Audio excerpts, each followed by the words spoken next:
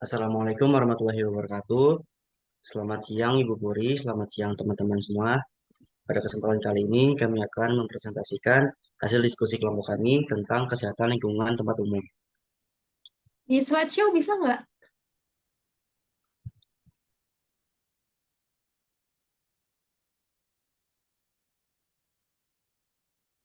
Di slideshow, nih, pojok kanan bawah.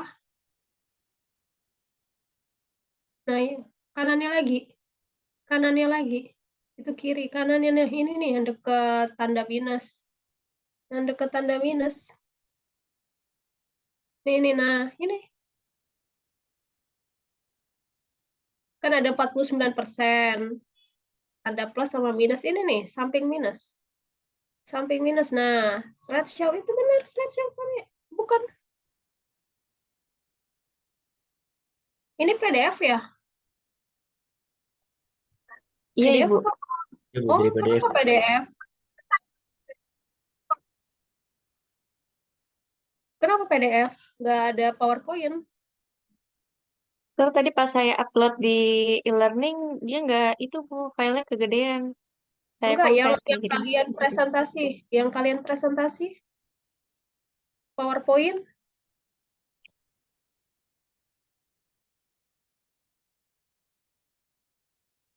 yang untuk presentasi bukan yang dikumpulkan. Ada nggak file mentahnya PowerPoint?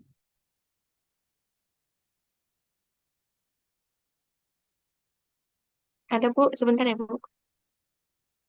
PowerPoint ya.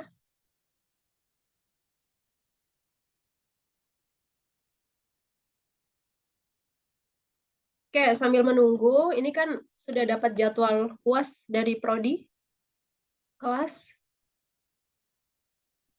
Udah belum dikasih tahu jadwal UAS?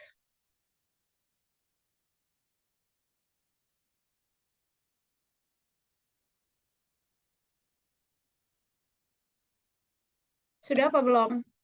Sudah, Bu, sudah dikasih, Bu. Tanggal berapa?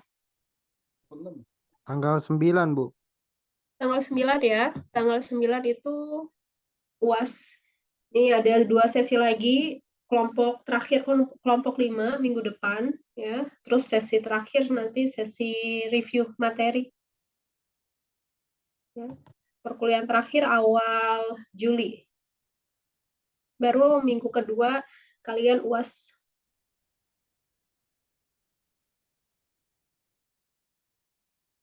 Nggak ada. Nggak ada yang PowerPoint ya.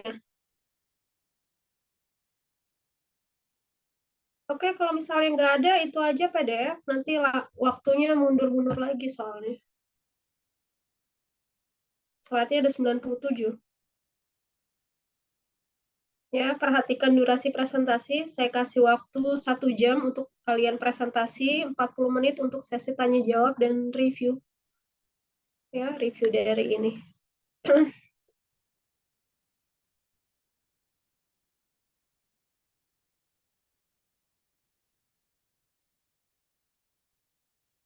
Oke, langsung aja dimulai.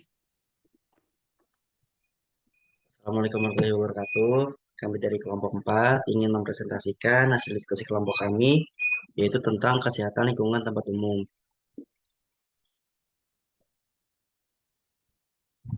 Kami beranggotakan 4 orang. Pertama saya Muhammad Agung Harafi, Saya ganti Malia.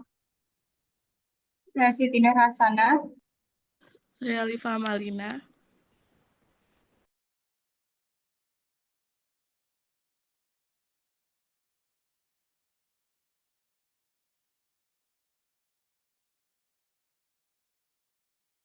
Langsung aja, di sini ada kesehatan lingkungan tempat umum.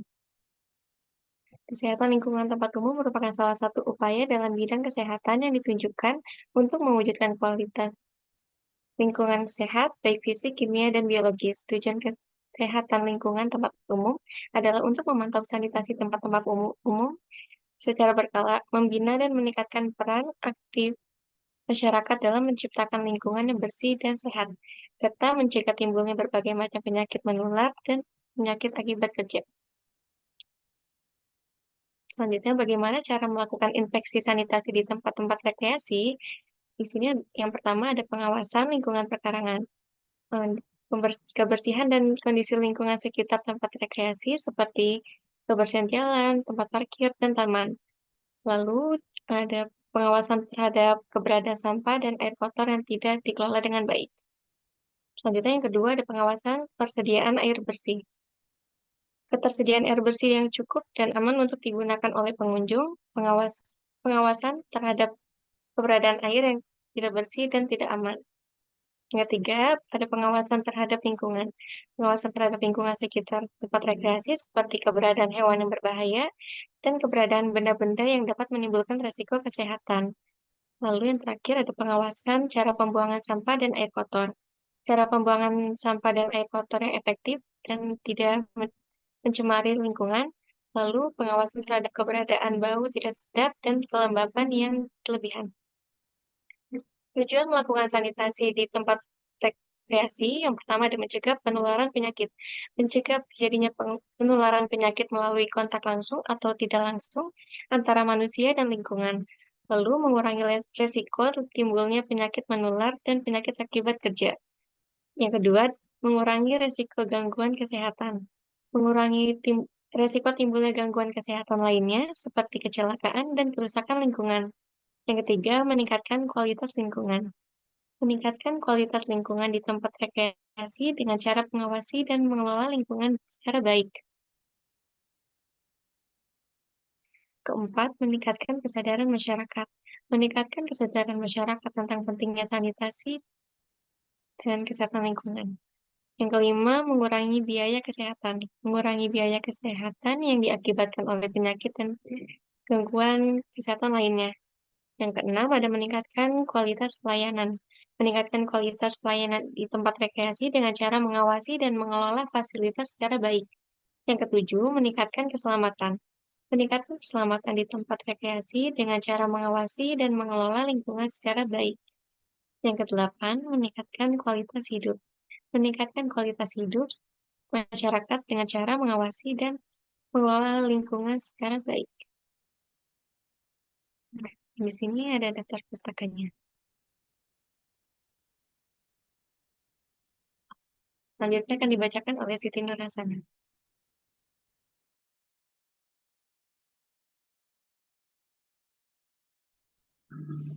Oke, selanjutnya ada pengelolaan sampah padat.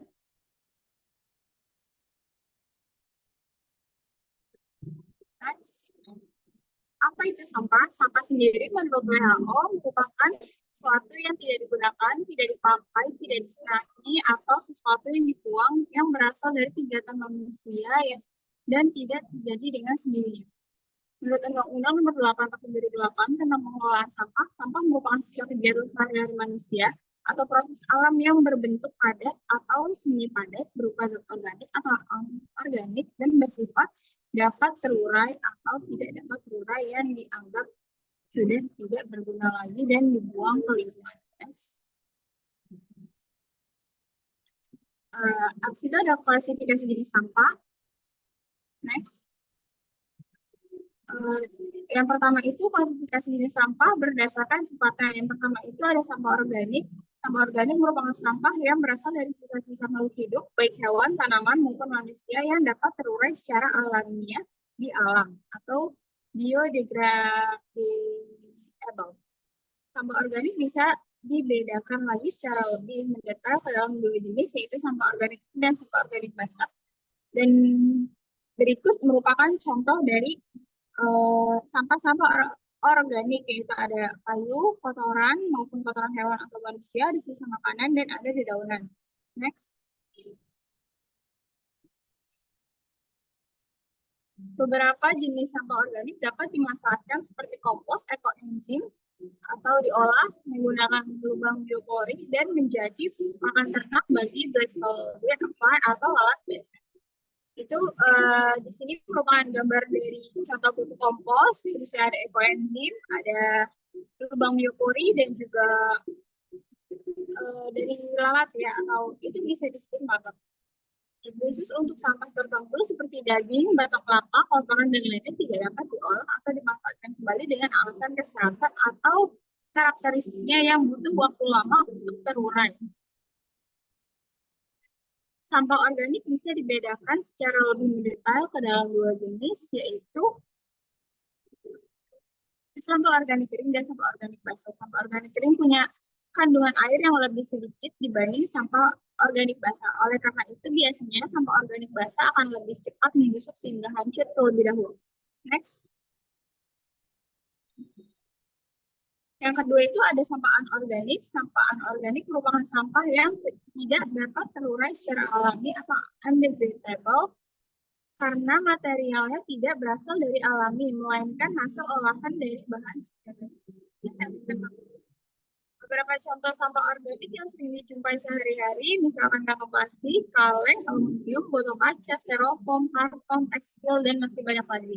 Dan berikut merupakan beberapa contoh dari sampah anorganik. Next.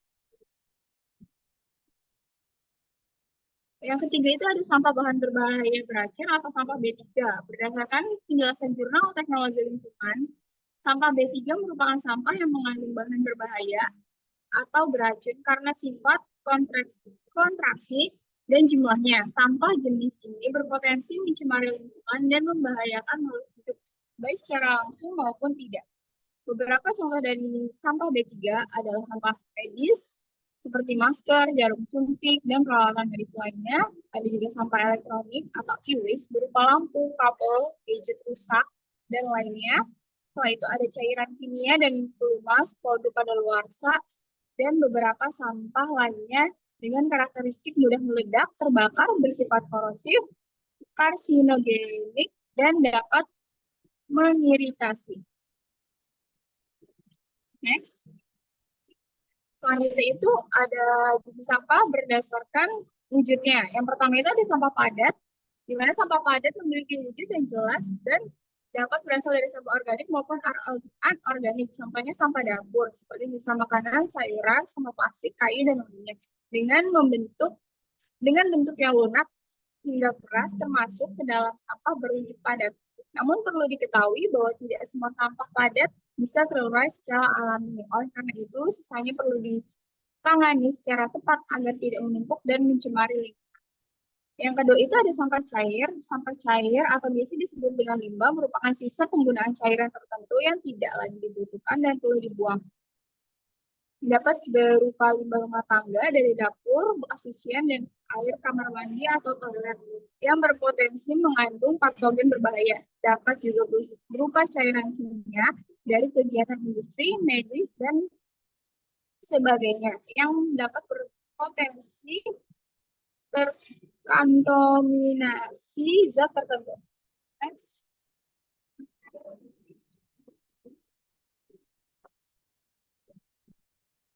Recording in progress.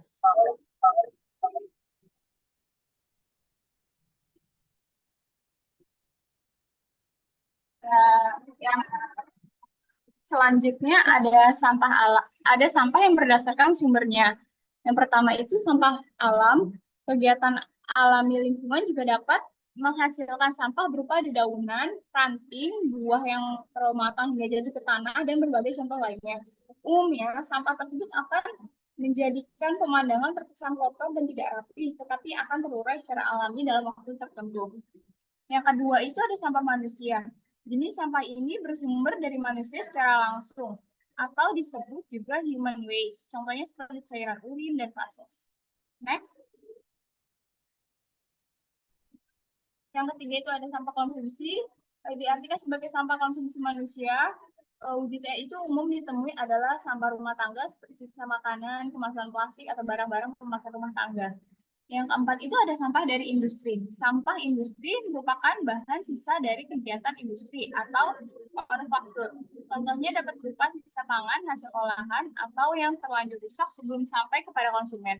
Sampah industri kimia dan bahan bangunan berupa cairan kimia, oli, pelumas, minyak, dan lainnya. Serta sampah elektronik. Next. Selanjutnya itu ada upaya menanggulangi sampah. Yang pertama itu kita bisa melakukan dengan memilah-milah sampah berdasarkan jenisnya. Dapat kita ketahui pengolahan sampah serta menjadikan di mana dengan memilah-milah sampah itu dapat mempermudah sampah dikelola dan diolah secara tepat oleh fasilitas pengolahan sampah tertentu serta menjadikannya lebih bernilai.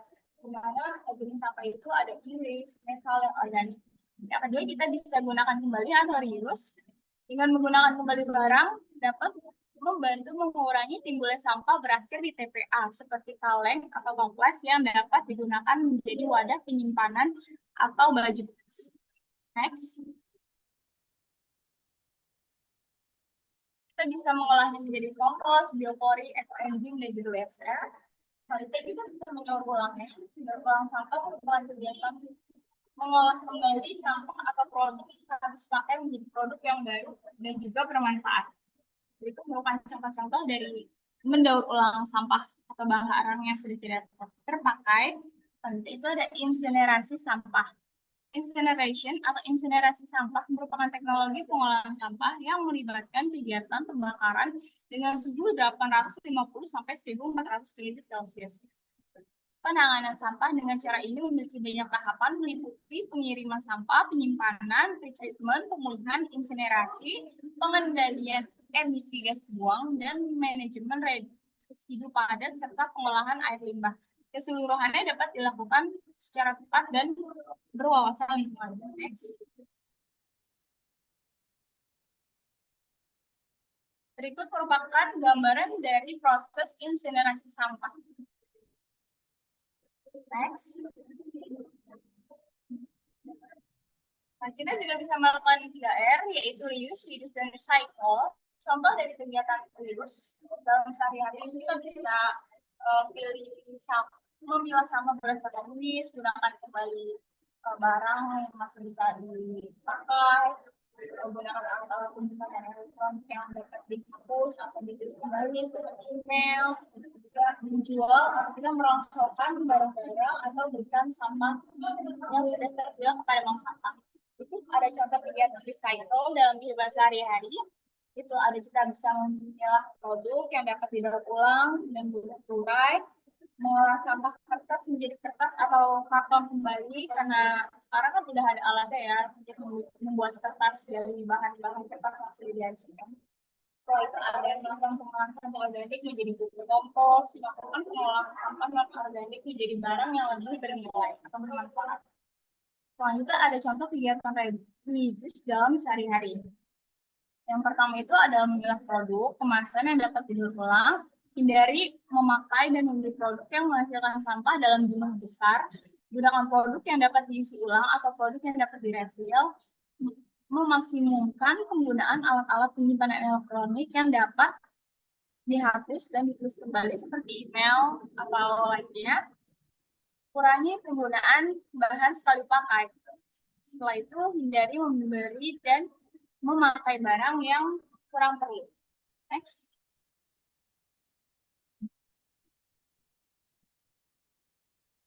Selanjutnya ada pekerja sektor persampahan, di mana petugas kebersihan yang berperan penting memastikan sampah terangkut dan tertangani agar tidak mengotori lingkungan. Lalu ada pemulung yang berperan penting dalam proses pembelian material berkait sehingga dapat tercipta potensi daur ulang sampah yang baik.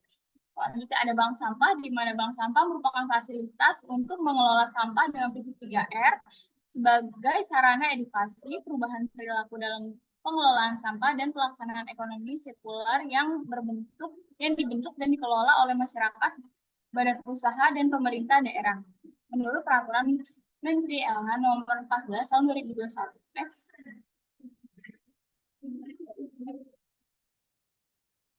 Di sini saya mengambil contoh dari Simba. Simba itu merupakan sistem informasi manajemen bank sampah. Sistem tersebut merupakan aplikasi online resmi dari LKK untuk mengintegrasikan database bank sampah di seluruh Indonesia. Ini merupakan data statistik yang sudah terdaftar pada sistem tersebut. Next. Dan ini merupakan penyebaran dari bank sampah yang ada di Indonesia melalui sistem tersebut. Next.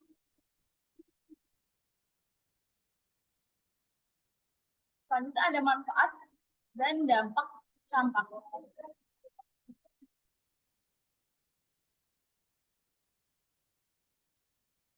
Manfaat dari sampah organik, nutrisi, dan zat yang terkandung memiliki dapat berfungsi sebagai penyubur tanah dan tanaman apabila dijadikan kompos. Selain itu, sampah organik juga dapat dijadikan pakan hemat yang sehat untuk hewan ternak.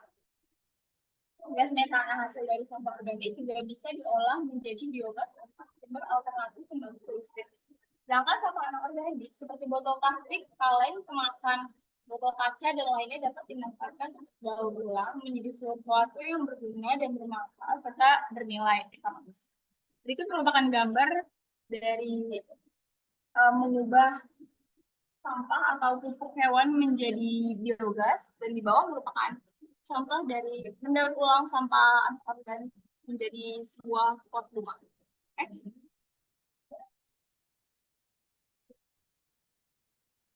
Dampak negatif dari sampah. Sampah yang menumpuk tidak dikelola dengan baik dapat membuat TPA atau tempat pembuangan akhir dalam kondisi overkapasitas. Dan terutama dari sampah organik dapat menjadi penyumbang gas rumah kaca yang memperparah perubahan iklim pada bumi. Sedangkan sampah anorganik tidak diolah atau ditangani sisa penggunaannya akan menjadi sampah abadi di alam karena sifatnya yang sulit terurai. Tidak hanya merusak pemandangan dan lingkungan, sampah tidak terkelola juga dapat menyebabkan masalah kesehatan bagi manusia, baik itu manusia, tumbuhan, hewan, dan lain. Pencemaran akibat sampah tanpa disadari dapat sampai ke tubuh manusia melalui rantai makanan. Kegiatan manusia pun dapat terganggu akibat pencemaran dari sampah. Oleh karena itu dibutuhkan langkah penanganan sampah yang baik agar keberadaannya tidak memberi kerugian. Next. Setelah itu ada masalah sampah akibat sampah di Indonesia. Sampah sendiri merupakan hal biasa apabila dapat ditangani dengan baik. Permasalahan sampah akibat di Indonesia kebanyakan terjadi karena semakin banyaknya timbul sampah yang diproduksi di masyarakat namun tidak dibarengi dengan upaya penyelesaian yang optimal. Dikutip dari Lama Antara, dari total 68,5 juta ton sampah nasional tahun 2022, sebanyak 24,3 juta ton sampah belum ditangani. Sampah plastik di lautan juga salah satu yang dikhawatirkan. Menurut data Kementerian Lingkungan Hidup dan Kehutanan, wilayah lautan Indonesia sudah tercemar oleh sekitar 1.772,7 gram sampah per meter persegi pada tahun 2020. Sampah plastik menjadi jenis sampah yang paling banyak ditemukan.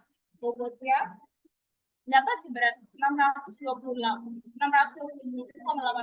gram. Itu salah satu yang mendominasi dengan jumlah 35,4% dari total sampah di laut Indonesia pada tahun 2020.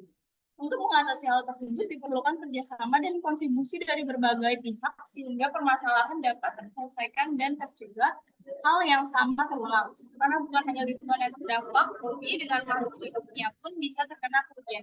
Next.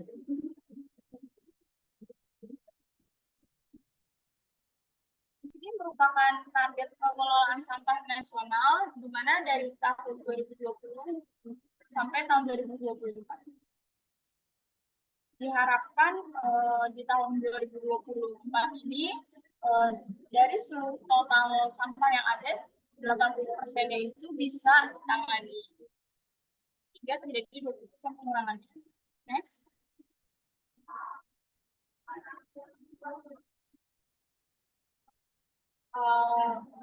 Lalu kita mengambil topik dari sebuah coffee shop. Di sini merupakan apakah konsumsi kopi itu dapat merusak bumi? Dengan kesadaran mengenai perlunya menjaga kelestarian planet bumi yang kian hari kian menurun, maka hal ini dapat terjadi di industri kopi. Banyak penikmat kopi yang sekarang telah sadar bahwa pentingnya ikut serta dalam menjaga bumi agar senantiasa makmur dan menjadi tempat yang nyaman untuk kita tinggal hingga nanti. Tapi benarkah industri kopi menyumbang sampah yang lumayan besar pada planet ini? Jawabannya iya. Karena meski tidak sebagai penyumbang sampah yang terparah, tapi tempat kopi di seluruh dunia memang banyak menyumbang sampah yang sialnya sukar didaur ulang. Next. Next. Nggak hanya plastik cupnya, sedotan, kulit, atau penutup plastik juga menjadi limbah yang sangat bermasalah karena tidak bisa didaur ulang karena nggak bisa dipungkiri semua komponen dari gelas kopi dari satu cangkir kopi itu semuanya mengandung bahan dari plastik yang mereka susah untuk didaur ulang.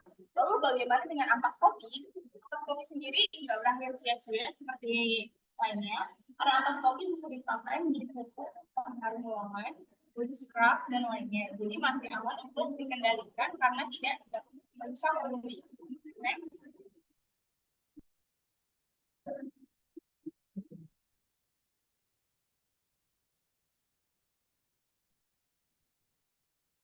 Next.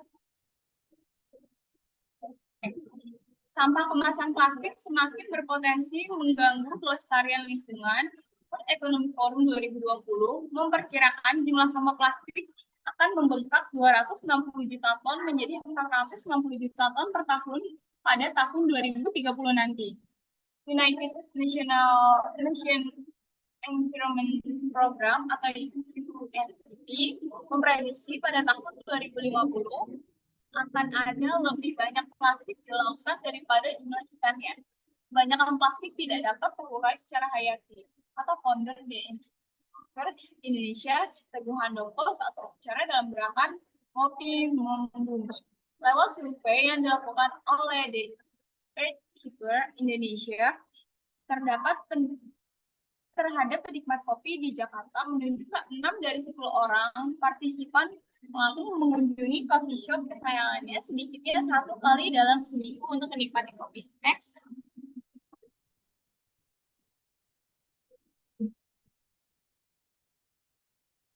Setelah itu ada peraturan mengenai persampahan di Indonesia. Next. Pada 28 Oktober 2018, Presiden Joko Widodo mengumumkan peraturan Presiden Indonesia nomor 97 tahun 2017 yang menjadi peta jalan menuju Indonesia bersih sampah tahun 2025. Peraturan tersebut juga dibentuk agar ekosistem persampahan di Indonesia dapat berjalan sebagaimana mestinya. Peraturan tersebut diantaranya adalah yang pertama, Undang-Undang Nomor 18 Tahun 2008 tentang pengelolaan sampah. Yang kedua ada Undang-Undang Nomor 32 Tahun 2009 tentang perlindungan dan pengelolaan lingkungan hidup. Yang ketiga ada Peraturan Pemerintah Nomor 81 Tahun 2012 tentang pengelolaan sampah rumah tangga dan sampah sejenis sampah rumah tangga. Yang keempat ada Peraturan Pemerintah Nomor 27 Tahun 2020 tentang pengelolaan sampah spesifik. Yang kelima adalah Peraturan Presiden Nomor 97 Tahun 2017 tentang kebijakan dan strategi nasional atau Jakstranas mengenai pengelolaan sampah rumah tangga dan sampah jenis rumah tangga. Next.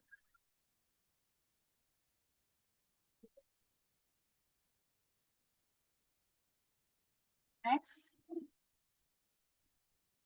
Selanjutnya ada ya boleh. Oke. Selanjutnya di sini ada pembahasan tentang jamban dan air bersih.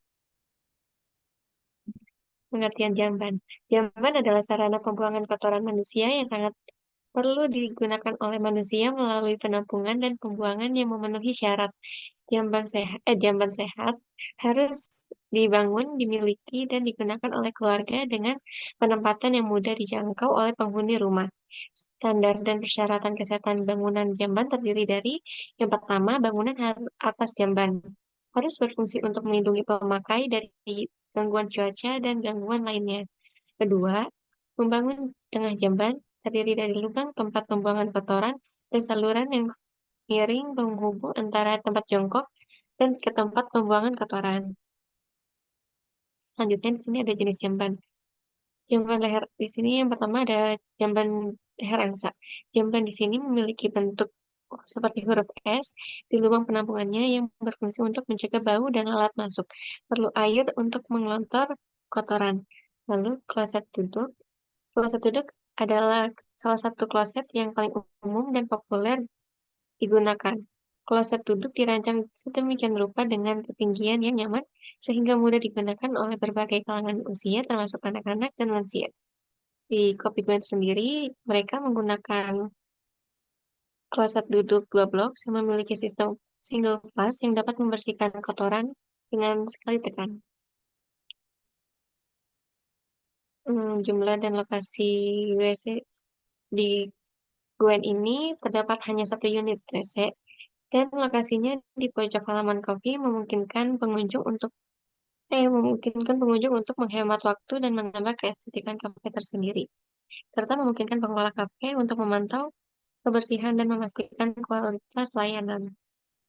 Dan di dalam toiletnya juga terdapat exhaust fan atau perangkat ventilasi mekanis yang mengalirkan udara dalam ruangan ke luar ruangan melalui pipa fleksibel dan saluran logam. Kipas ini akan mengeluarkan kelembaban dan bau yang tidak sedap dari kamar mandi, serta meningkatkan kualitas udara. Penyediaan air bersih. Penyediaan air bersih pada kawasan coffee shop dapat didapat dari sumber-sumber seperti PDAM. Sistem jaringan air bersih harus dirancang dengan baik dan memastikan kualitas air yang baik dan menghindari pencemaran. Nah, di sini ada salah satunya terdapat fasilitas tempat cuci tangan. Fasilitas tempat cuci tangan adalah sarana yang disediakan untuk memudahkan pengunjung mencuci tangan dengan sabun dan air bersih. Tujuannya dari fasilitas ini adalah untuk mencegah penyebaran penyakit melalui fisik dan mempertahankan kebersihan. Adapun beberapa persyaratan yang harus dipenuhi dalam fasilitas tempat cuci tangan. Yang pertama, ketersediaan air bersih.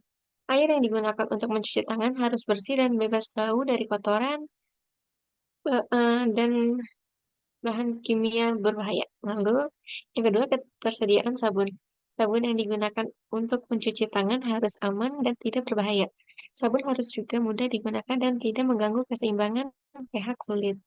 Ketiga, ketersediaan tempat cuci tangan. Tempat cuci tangan harus tersedia di setiap area yang memerlukan kebersihan tinggi seperti di dekat toilet, di area minum, dan di sekitar area kopi. Ini ada dokumentasi yang kami ambil dari Coffee Shop Gwen.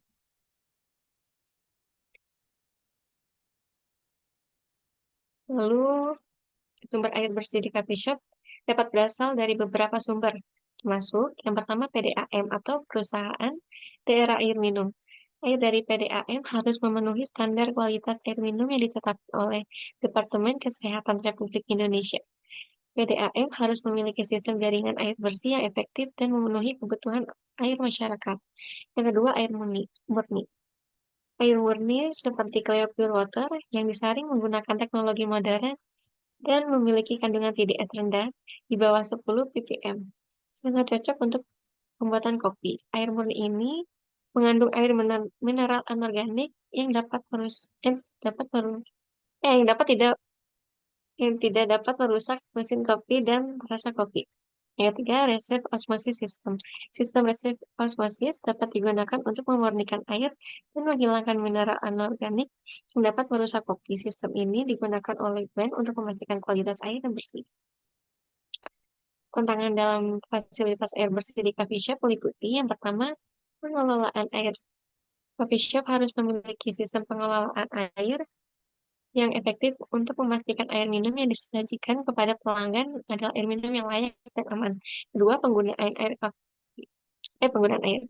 Coffee shop harus memenuhi air yang sesuai dengan kebutuhan, seperti air minum, air masak, dan kebutuhan hari-hari, serta memastikan bahwa air yang digunakan untuk tidak mengandung kontaminan yang berbahaya. Pengawasan pemakaian air. Coffee shop yang harus memantau pemakaian air secara teratur dan memastikan bahwa air yang digunakan tidak melebihi dan tidak mencemari lingkungan sekitar. Kontaminasi air. Yang keempat, kontaminasi air. Air minum yang bersih dan tidak dapat mengandung seperti E. coli, total dissolved solids atau TDS, pH nitrat dan nitrit. Upaya dari tantangan yang tadi, yang pertama itu menghemat air, menggunakan air secara bijak agar pasokan air bersih tetap terjaga. Menggunakan air secara berlebihan dapat mencemari air dan lingkungan sekitar. Kedua, menjaga lingkungan. Menjaga lingkungan dengan cara melakukan reboisasi pada hutan dan menghemat air dapat membantu menjaga air bersih untuk generasi mendatang. Tiga, mengawasi kualitas air. Official harus memantau kualitas air secara teratur untuk memastikan air minum yang disajikan adalah air minum yang layak dan aman. Lalu di sini daftar pustaka yang terkait. Oke. Selanjutnya akan dibacakan oleh Agus. Baik, di sini saya akan melanjutkan tentang polusi udara atau pencemaran udara. Next.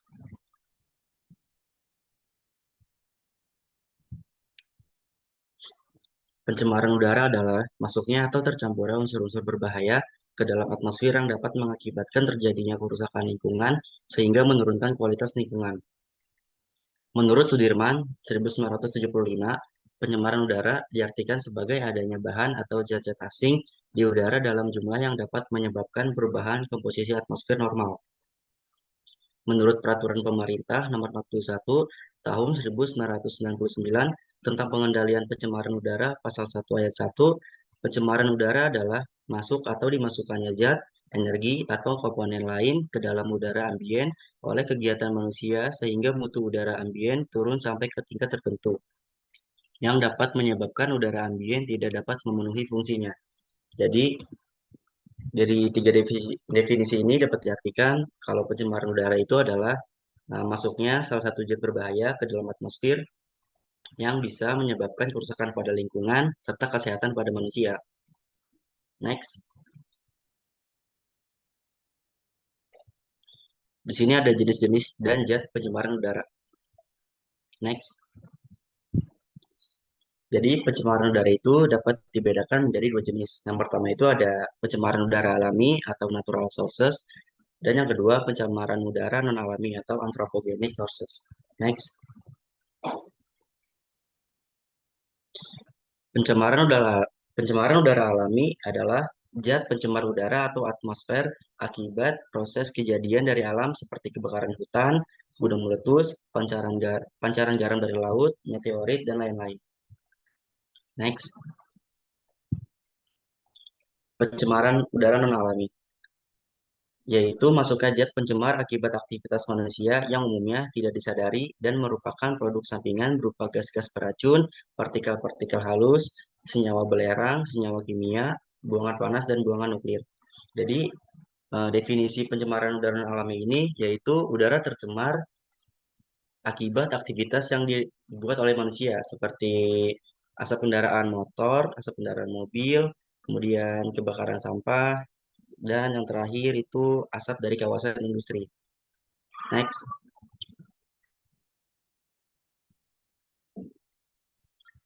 Nah, untuk zat pencemaran udaranya yang pertama ini ada karbon monoksida atau CO. Gas buang kendaraan bermotor merupakan sumber utama bagi karbon monoksida di berbagai perkotaan.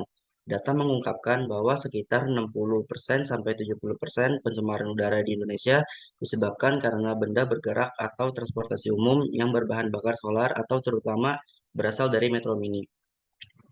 Karbon monoksida yang meningkat di berbagai perkotaan dapat mengakibatkan turunnya berat janin dan meningkatkan jumlah kematian bayi serta kerusakan otak.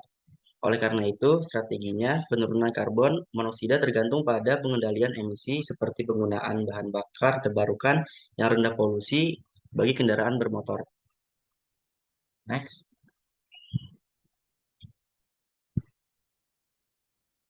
Selanjutnya ada hidrokarbon atau HC. Emisi hidrokarbon atau HC terbentuk dari bermacam-macam mesin yang merupakan sumber pencemar.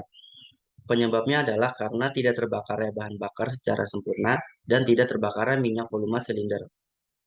Emisi HC pada bahan bakar HFO atau heavy fuel oil yang biasa digunakan pada mesin-mesin diesel besar akan lebih sedikit jika dibandingkan dengan mesin diesel yang berbahan bakar diesel atau DO. Emisi HC ini berbentuk gas metan atau CH4, jenis mesin ini dapat menyebabkan leukemia dan kanker. Jadi untuk hidrokarbon ini merupakan salah satu gas metan yang bisa menyebabkan polusi udara. Jadi kalau terkena manusia, manusia itu akan bisa menyebabkan terkena penyakit leukemia dan kanker. Next.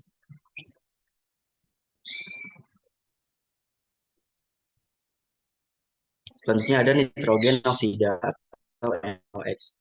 Diperkirakan sekitar 90% dari emisi NOx adalah disebabkan proses thermal NOx dan tercatat bahwa dengan penggunaan HFO, heavy fuel oil, bahan bakar yang biasa digunakan di kapal, menyumbangkan emisi NOx sebesar 20-30%. Nitrogen oksida yang ada di udara yang dihirup oleh manusia dapat menyebabkan kerusakan paru-paru. Setelah bereaksi dengan atmosfer, zat ini membentuk partikel-partikel nitrat yang amat halus yang dapat menembus bagian terdalam paru-paru.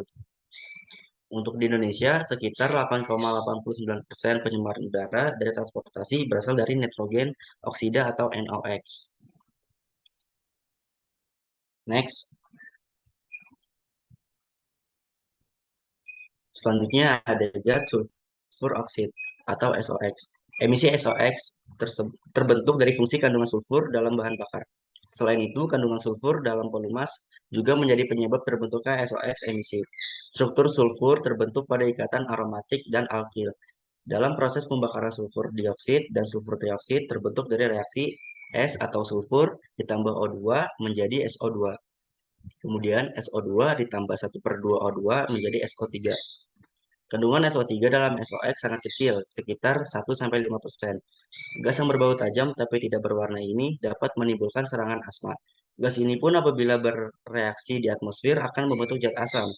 Badan Kesehatan Dunia menyatakan bahwa sekitar tahun 1997 sampai 2003 jumlah sulfur dioksida di udara telah mencapai ambang batas. Next.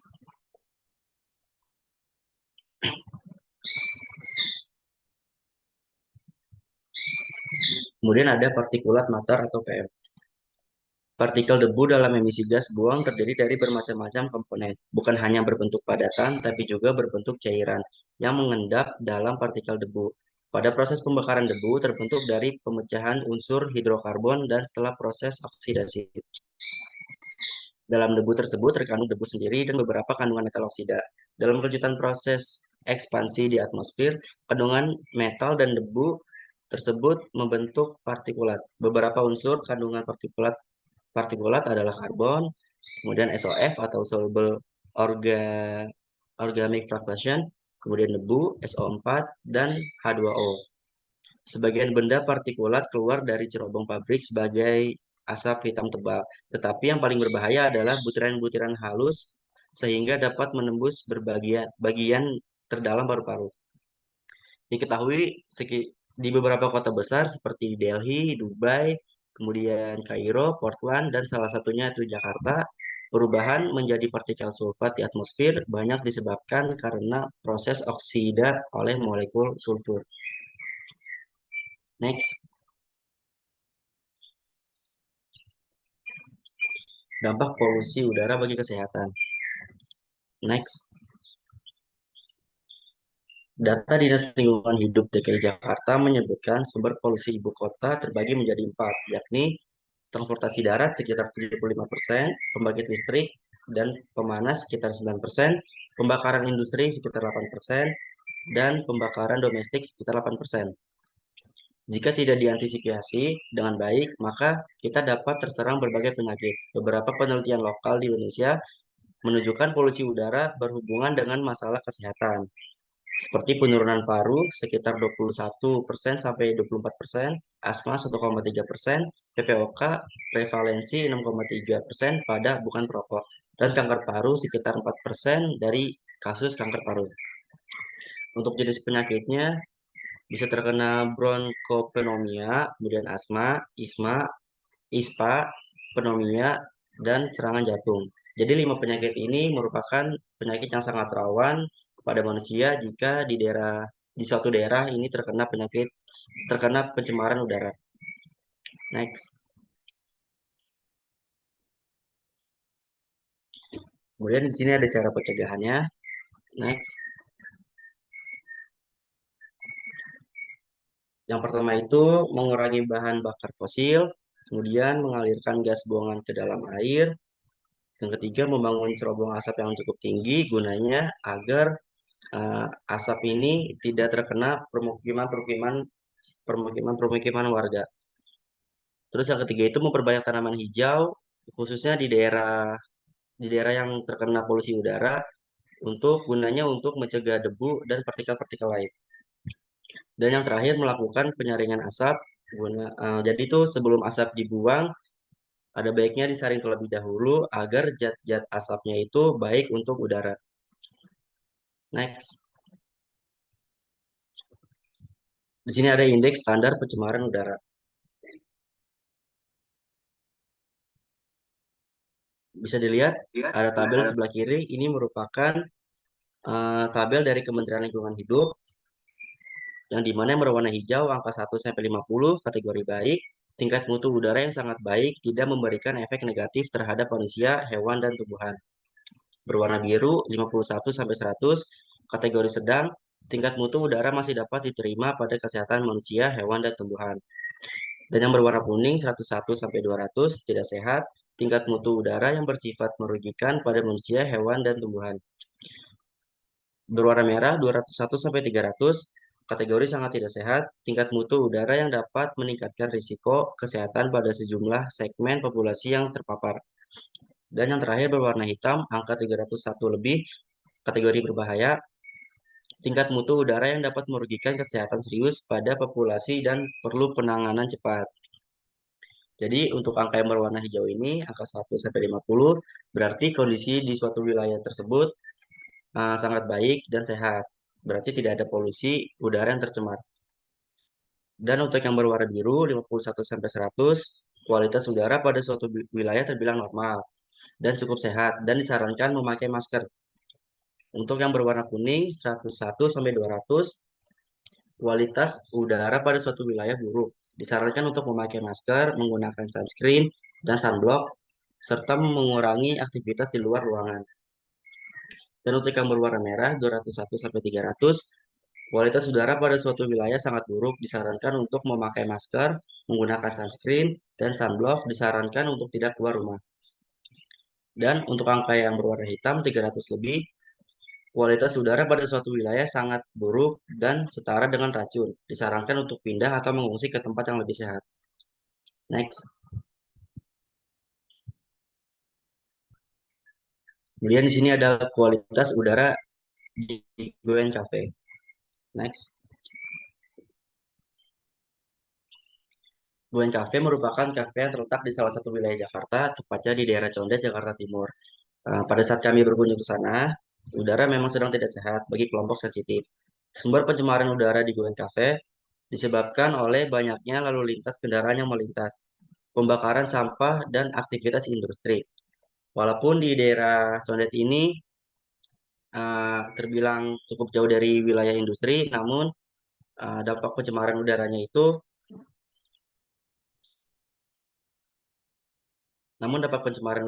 sampai terkena wilayah ini.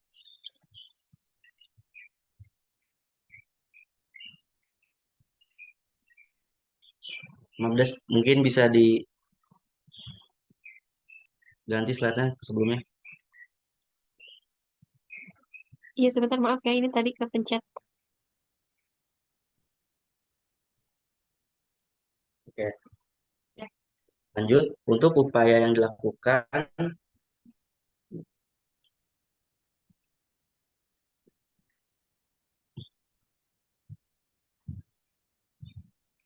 next, Des. Nah, cukup. Ya. Sebelumnya tadi slide 71, Des.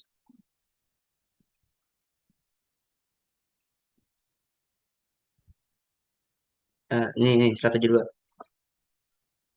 Oke, lanjut. Upaya yang dilakukan pemerintah Kota Jakarta saat ini untuk menurunkan polusi udara yaitu pertama melakukan uji emisi, kemudian yang kedua melakukan WFH bagi para ASN, ketiga melakukan penyiraman jalan untuk waktunya ini sekitar pukul 10, kemudian dilanjutkan lagi di pukul 2 siang. Dan yang keempat, menghentikan 3 kegiatan perusahaan batubara di sekitar Jakarta. Keempat, membuat hujan buatan. Next.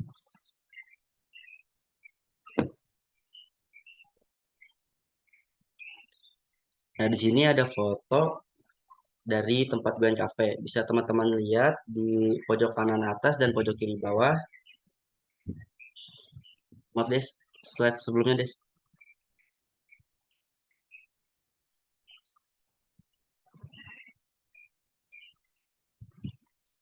Oke.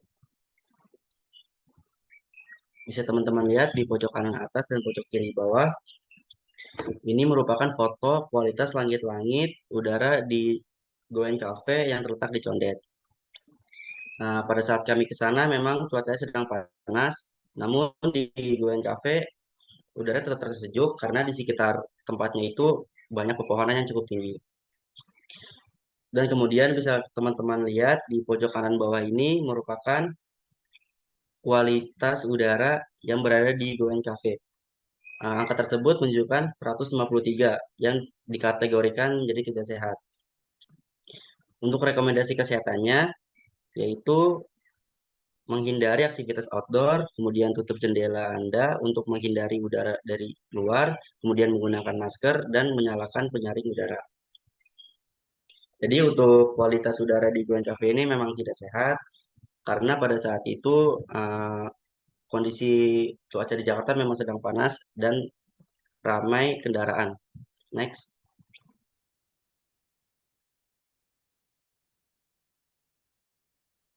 Kesimpulannya, pencemaran udara adalah masalah lingkungan serius yang disebabkan oleh emisi berbagai polutan dari aktivitas manusia seperti industri, transportasi, dan pembakaran bahan bakar fosil.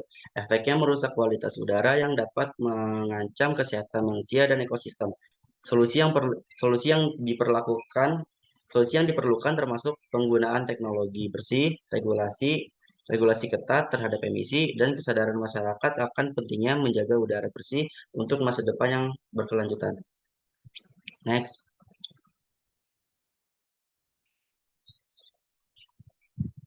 Baik, di sini ada daftar pusakanya. Next. Kemudian akan dilanjutkan oleh Alifah Amalina. Selanjutnya ada keamanan makanan. Next. Makanan adalah kebutuhan mendasar bagi manusia yang hidup di muka bumi ini yang dibutuhkan setiap saat. Makanan memerlukan pengelolaan yang baik dan benar agar bermanfaat bagi tubuh. Makanan yang dikonsumsi hendaknya memenuhi kriteria bahwa makanan ini layak untuk dimakan dan tidak menimbulkan penyakit. Salah satu cara untuk memelihara kesehatan adalah dengan mengkonsumsi makanan yang aman, yaitu dengan memastikan bahwa makanan tersebut dalam keadaan bersih dan terhindar dari penyakit. Next. Selanjutnya itu ada hygiene sanitasi makanan. Hygiene sanitasi makanan adalah serangkaian praktik yang bertujuan untuk menjaga keamanan dan kualitas makanan mulai dari tahap produksi, pengolahan, penyimpanan, dan distribusi, hingga penyajian. Hal ini penting dilakukan untuk mencegah penyakit bawaan makanan atau PPM dan memastikan bahwa makanan yang dikonsumsi aman dan bergizi. Next. Nah, di sini ada prinsip dasar hygiene sanitasi makanan. Yang pertama itu ada menjaga kebersihan diri, yaitu dengan cara mencuci tangan dengan sabun dan air mengalir sebelum dan setelah mengelola makanan, serta menggunakan pakaian dan peralatan yang bersih. Selanjutnya yang kedua ada menjaga kebersihan lingkungan dengan cara menjaga kebersihan dapur, peralatan masak, dan area penyimpanan makanan dari kotoran, hama, dan kontaminan lainnya. Yang ketiga ada memisahkan makanan mentah dan matang, yaitu dengan cara menyimpan dan mengolah makanan mentah dan matang secara terpisah untuk mencegah kontaminasi silang. Next. Di sini ada manfaat hygiene sanitasi makanan. Itu ada yang pertama ada mencegah penyakit bawaan makanan. PPM dapat menyebabkan berbagai masalah kesehatan seperti diare, muntah, demam, dan bahkan kematian. Hygiene sanitasi makanan yang baik dapat membantu mencegah PPM dan menjaga kesehatan masyarakat. Yang kedua ada meningkatkan kualitas makanan. Makanan yang diolah dengan hygiene sanitasi yang baik akan lebih aman, bergizi, dan memiliki rasa yang lebih baik. Yang ketiga ada membangun kepercayaan konsumen. konsumen akan lebih percaya dan memilih produk makanan yang diproduksi dengan hygiene sanitasi yang baik. Next. Selanjutnya ada gangguan kesehatan akibat makanan. Gangguan kesehatan akibat makanan (GHM) atau foodborne illness adalah penyakit yang disebabkan oleh konsumsi makanan yang terkontaminasi bakteri, virus, parasit, atau zat kimia berbahaya. GHM dapat menyebabkan berbagai masalah kesehatan mulai dari yang ringan hingga yang serius, bahkan kematian. Beberapa gangguan kesehatan yang dapat terjadi akibat makanan dikelompokkan menjadi 3 macam. Next. Yang pertama ada foodborne disease atau penyakit bawaan makanan. Gejala penyakit yang terjadi akibat mengkonsumsi makanan yang mengandung mikroorganisme atau toksin yang berasal dari tumbuhan, bahan kimia, kuman maupun binatang.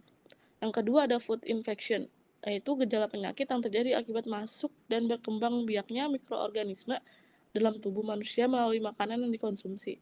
Yang ketiga ada food intoxication, yaitu gejala penyakit yang terjadi akibat mengkonsumsi makanan yang mengandung racun yang ada di dalam makanan.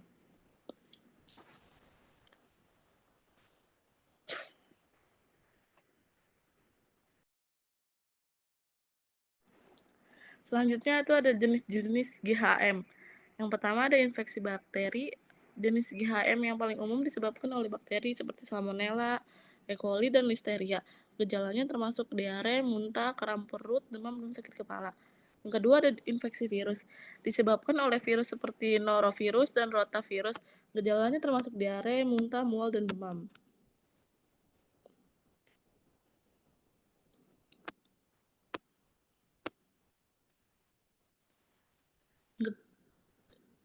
Yang ketiga ada keracunan parasit, disebabkan oleh parasit seperti cacing dan protozoa.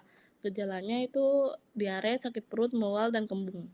Yang keempat ada keracunan kimia, disebabkan oleh zat kimia yang berbahaya seperti merkuri dan cyanida yang terdapat dalam makanan. Itu gejalanya tergantung pada jenis zat kimia yang dikonsumsi dan dapat bervariasi dari yang ringan hingga yang serius.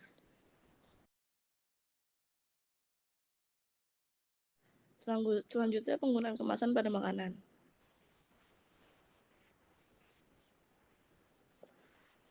Apa itu styrofoam? Styrofoam adalah salah satu wadah makanan yang sering digunakan. Styrofoam dijadikan wadah makanan karena murah, mudah didapat, tidak mudah rusak, tidak perlu dibersihkan, dan dapat langsung dibuang ketika sudah tidak digunakan. Namun, styrofoam juga sangat berbahaya bagi lingkungan. Menurut Karunia Astuti, styrofoam mengandung zat polystyrene yang harus dihindari.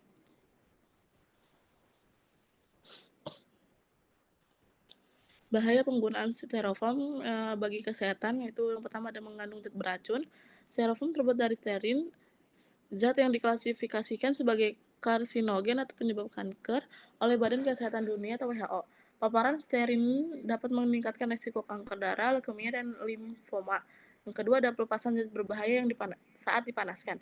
Styrofoam dapat melelehkan dan melepaskan zat berbahaya ke dalam makanan saat dipanaskan, terutama dalam microwave atau oven.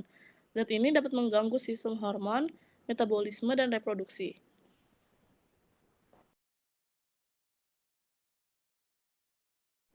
Selanjutnya dampak bagi lingkungan. Yang pertama ada sulit terurai. Styrofoam membutuhkan waktu ratusan tahun untuk terurai di alam. Sampah styrofoam yang terpapar sinar matahari dan panas dapat pecah menjadi mikroplastik yang dapat tertelan oleh hewan dan mencemari rantai makanan. Yang kedua ada mencemari tanah dan air. Mikroplastik dari styrofoam dapat mencemari tanah dan air, merusak habitat hewan, dan mengganggu keseimbangan ekosistem. Yang ketiga itu memperparah perubahan iklim. Produksi styrofoam membutuhkan energi dan sumber daya alam yang berharga, dan proses produksinya menghasilkan emisi gas rumah kaca yang berkontribusi pada perubahan iklim. Next. Selanjutnya bahaya penggunaan styrofoam bagi tubuh manusia. Zat-zat yang ada di dalam styrofoam jika masuk ke dalam makanan menjadi racun dan akan menyebabkan gangguan pada sistem endokrin dan juga sistem reproduksi. Oleh sebab itu, penggunaan styrofoam dapat menyebabkan makanan menjadi beracun, dan jika semakin panas, makanan atau minuman disimpan dalam wadah styrofoam menyebabkan semakin cepat zat-zat beracun pada styrofoam berpindah ke makanan. Hal ini yang menyebabkan pemakaian styrofoam sebagai wadah makanan atau minuman harus dibatasi karena sifat karsinogeniknya. Selanjutnya itu penggunaan kemasan makanan di Going Coffee. Jadi di Going Coffee ini tidak menggunakan kemasan berbentuk styrofoam karena di dalam styrofoam tersebut banyak mengandung zat berbahaya. Jadi coffee shop tersebut lebih baik menggunakan kemasan berbentuk kertas karena aman untuk makanan. Kemasan kertas umumnya aman untuk kontak dengan makanan dan tidak melepaskan zat berbahaya ke dalam makanan dan serbaguna. Kemasan kertas tersedia dalam berbagai bentuk dan ukuran, sehingga dapat digunakan untuk berbagai jenis makanan.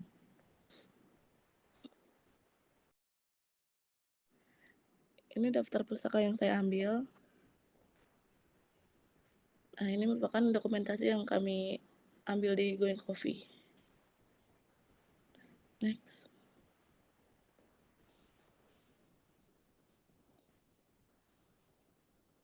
Oke. Ya. 97 slide ya. Oke, saya batasin ya untuk penanya, 2 orang penanya silakan. Siapa yang mau Izin, Bu. bertanya? Saya ingin bertanya, Oke, Dimas. bagaimana peran masyarakat sekitar dalam menjaga kualitas udara?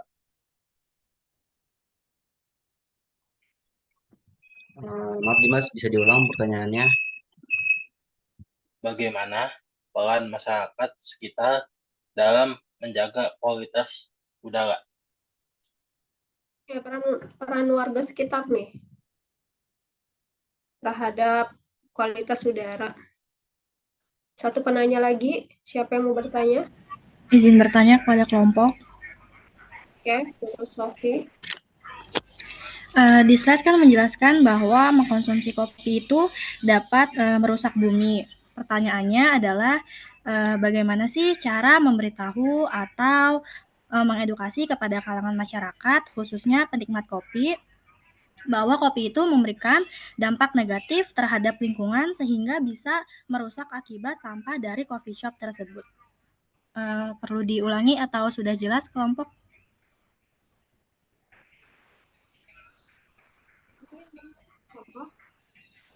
Apa dari Cup Coffee? Sofi, maaf, bisa diulang pertanyaannya? Ya, baik. Di slide menjelaskan bahwa mengkonsumsi kopi itu dapat merusak bumi. Pertanyaannya adalah bagaimana sih cara memberitahu atau mengedukasi kepada kalangan masyarakat, khususnya bagi penikmat kopi, bahwa kopi itu memberikan dampak negatif terhadap lingkungan sehingga bisa merusak bumi akibat sampah dari coffee shop tersebut. Terima kasih Sofi atas pertanyaannya. Saya terkait dengan sampah dari cup coffee itu. Ya, terkait dengan sampah dari cup itu loh. Itu ya intinya. Oke, bisa langsung dijawab, silakan. Kan sekarang banyak ya menjamur tuh, tempat tongkrongan berbagai macam kopi, ya. Di setiap daerah macam-macam namanya.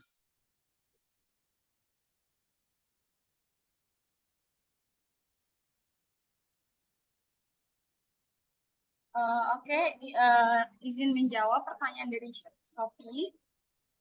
Bagaimana sih cara mengedukasi agar penikmat kopi itu menyadari bahwa sampah dari kopi itu dapat mencemari lingkungan ya?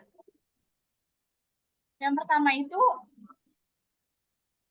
kita tuh nggak bisa menyadari dari pihak penikmat kopinya aja sih, tapi dari pihak apa sih yang punya coffee shop-nya juga harus menyadari kalau itu tuh dapat merusak lingkungan. Kita mungkin bisa meminimalisirnya lagi dengan apa sih kan kayak sekarang ada cup cup dari itu ya, apa sih namanya, kayak dari kertas gitu.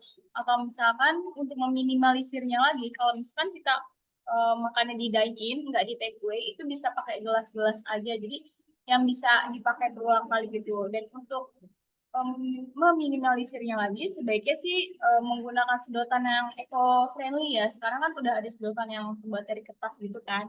Atau mungkin sedotan yang edible, yang bisa dimakan. Sekarang kan udah ada sedotan-sedotan kayak gitu juga. Atau mungkin kalau dari pihak penikmat kopinya sendiri, mereka juga harus sadar sih. Mungkin mereka bisa membawa tumbler sendiri, atau mereka bisa menggunakan sedotan yang stainless kan. Jadi harus ada kesadaran dari kedua belah pihaknya sih. Menurut saya begitu, Sophie. Apakah cukup, Sophie? Oke, gimana? Ada yang mau menambahkan?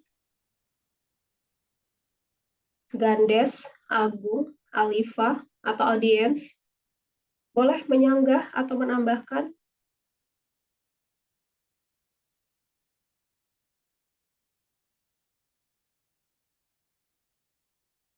Silakan.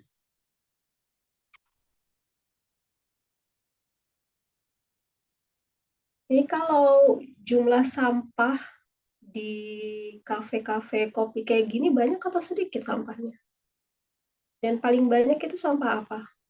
Banyak Ibu. Oh, kalau dari yang bisa kita lihat itu, kalau misalnya kita coffee shop, paling sampah yang paling banyak itu sampah cup kopinya Bu, karena masih banyak, karena masih sebagian besar dari coffee shop itu memakai gelas dari plastik Ibu. Bahkan sampai ke sedotannya pun juga plastik. Mana lihat slide yang sebelumnya?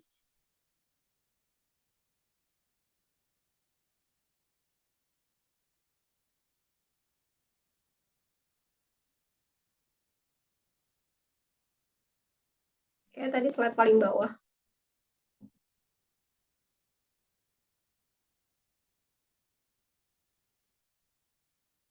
Yang paling akhir kayak yang dokumentasi.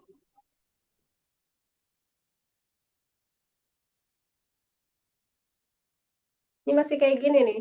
Apakah semua coffee shop kayak gini? Enggak sih Bu, ada beberapa coffee shop juga yang kalau misalkan kita dine-in itu kita pakai gelas gitu loh Bu. Jadi bukan pakai gelas plastik, itu pakai emak yang kayak dari kaca atau dari keramik gitu Bu, kalau misalkan dine-in. Tapi ada sebagian juga yang masih pakai apa, plastik gitu juga Bu, atau pakai yang dari paper glass gitu Bu. Kalau pakai kayak Jadi gini enggak biasanya semuanya pakai plastik. Oke. Kalau minum kayak gini nih, ini yang kalian tampilkan di layar monitor, ini kan plastik. Ya. Nah, ini minum di tempat atau di take away? Dibawa pulang? Kalau Kebetulan kalau yang di Goyan ini kita dine-in sih Bu, jadi makan di sana. Penyajiannya begini, pakai plastik, nggak pakai gelas. Iya Ibu, iya. Nggak nanya? Kita di sana tuh sebenarnya ada beberapa penyajian Bu. Katanya sebelumnya emang pernah sempat pakai kayak paper cup gitu, cuma nggak tahu kenapa nggak bertahan lama dari pihak kafenya gitu Bu. Mungkin ada beberapa yang komplain gitu Bu. Jadi kalau misalkan pakai paper gitu, kadang tuh suka apa ya Bu? Kalau kertas kan nggak bisa tahan lama ya, kena air ya. Jadi kadang tuh ada suka ngelenek gitu Bu. Jadi kayak ada komplain lah dari ininya. Nah akhirnya diputusin buat balik lagi ke plastik gitu Bu. Terusnya mereka juga kadang ada kemasan kayak kalengnya gitu, cuma kita nggak beli. Cuma waktu itu pas bagian kita ke sana itu kebetulan udah nggak produksi lagi yang kaleng gitu. Jadi kita nggak bisa dokumentasi. Nah, ini kan kalau yang pakai paper, dia kan repot, meleot, ya. Apalagi nggak bisa kena panas tuh. Namanya coffee itu kan ada yang pakai es, yang hot, sama yang pakai ice. Belum lagi misalnya yang produk coklat-coklat. Kan namanya coffee shop kan biasanya kan selain coffee, ya, minuman-minuman lain, misalnya ada matcha kah, atau misalnya ada coklat, ya. Kalau misalnya yang panas, dia nggak mungkin pakai yang kemasan plastik seperti ini. Ya, kecuali kalau banyak yang mesennya itu adalah yang es kopi. Ya, kayak es kopi, mereka apa namanya diminum di tempat di sana ya, atau misalnya dibawa pulang ya, kemasannya sama aja. Nah, ini kan katanya tadi kata kalian ya yang sudah ke sana nih, di sana banyak sampahnya ya. Berarti kan tidak pakai gelas keramik kalau sampahnya banyak. Berarti kan mau makan di sana atau yang bawa pulang tetap penyajiannya seperti ini.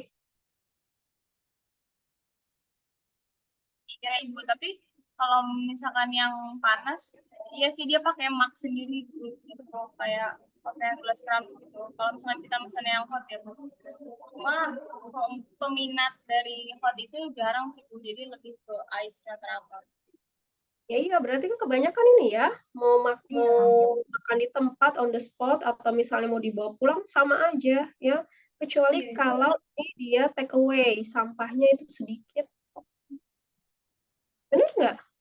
Kalau yang kebanyakan dibawa pulang ya, atau nggak ada masuk dia daftarin aplikasi Shopee Food atau misalnya GoFood, ya kan, otomatis kan nggak minum di tempat. Ya, kalau misalnya di tempat ini masih banyak sampah yang seperti ini, sampah-sampah botol ya, gelas-gelas kayak gini, ya berarti kan secara penyajiannya mereka makan minum di situ akan banyak sampahnya. Ya, ini yang harus diperhatikan, apakah didaur ulang atau gimana? Nanya nggak? Ini sampah-sampah ini dikemanain prosesnya? Tanya Ibu, jadi apa dari sampah-sampah itu tuh kan kayak suka ada apa sih yang apa sih di setiap RT RW kan biasanya suka ada yang iniin sampah keliling gitu ya Bu. Nah dia tuh kayak dikumpulin jadi satu nanti diangkut sama tukang sampah itu. Biasanya tuh katanya sih eh, pembuangan sampah terdekat di situ sih Bu. Tapi untuk detail tempatnya saya kurang tahu ada di mana. Ya, ini kan kalian turlap ya, wawancara nggak sama sama eh, apakah sama pemilik, ownernya, atau sama yang baristanya, atau sama pramusajinya? Wawancara nggak nanya-nanya? Kita ngobrol-ngobrol sedikit sih Bu sama baristanya. Kalau Terkait ownernya tentang, lagi nggak ada sih Bu. Ya. terkait tentang apa yang diobrolin sama baristanya? Cara Ya, pembuatan kopi. enggak. Kita cuma nanya kayak tentang coffee shopnya gitu Bu, kayak kenapa itu yang tentang perkara gelas gitu, apakah sebelumnya apakah enggak apa sih ada penyajian selain dari plastik cup ini, terus ya kayak tentang pembuangan sampah itu nanti bakal di-store kemana gitu, ataukah ada didaur ulang dari pihak kafenya sendiri tapi ternyata nggak ada, terus apa sih sumber airnya mereka itu tuh dari mana Ibu? Sejauh ini yang kita obrolin itu aja sih Bu, sama kayak tentang makanan-makanan kayak bahan makanannya mereka juga bilangnya sih memakai sesuai standar ya Bu, kayak semua bahan yang dipakai sudah bersertifikasi halal gitu. Kayak penggunaan penyajian makanannya juga udah nggak ada yang pakai styrofoam gitu. Jadi kalau untuk makanannya penyajiannya itu tuh udah pakai piring mangkok yang itu Bu, yang apa sih kayak bisa dipakai berkali-kali gitu Bu. Jadi nggak sekali pakai. Jadi kayak mangkok rotan gitu Bu. Nah, kalau rotan kan harusnya bahaya dong. Kan tadi cuci. Di sebelumnya ada di slide sebelumnya gandes. Ya, ini kita bahas setelah pertanyaan kedua tadi. Siapa nanya? Sebelum saya review. Iya. Baik, Oke. di sini saya akan menjawab pertanyaan dari Dimas. Tadi pertanyaannya itu bagaimana peran masyarakat sekitar dalam menjaga kualitas udara. Eh, jadi itu masyarakat mempunyai peran penting dalam menjaga kualitas udara, terutama dengan cara mengubah gaya hidup lebih ramah lingkungan, seperti mengurangi penggunaan kendaraan bermotor dan menghemat energi. Kemudian berpartisipasi dalam kegiatan pelestarian lingkungan seperti menanam pohon atau kerja bakti, membersihkan debu-debu jalan. Terus eh, mendukung kebijakan pemerintah yang bertujuan untuk mengurangi pencemaran udara. Terus dan yang terakhir menyebarkan kesadaran tentang bahaya pencemaran udara kepada orang lain. Gimana Dimas? Apakah cukup jelas jawabannya? Udah jelas. Terima kasih.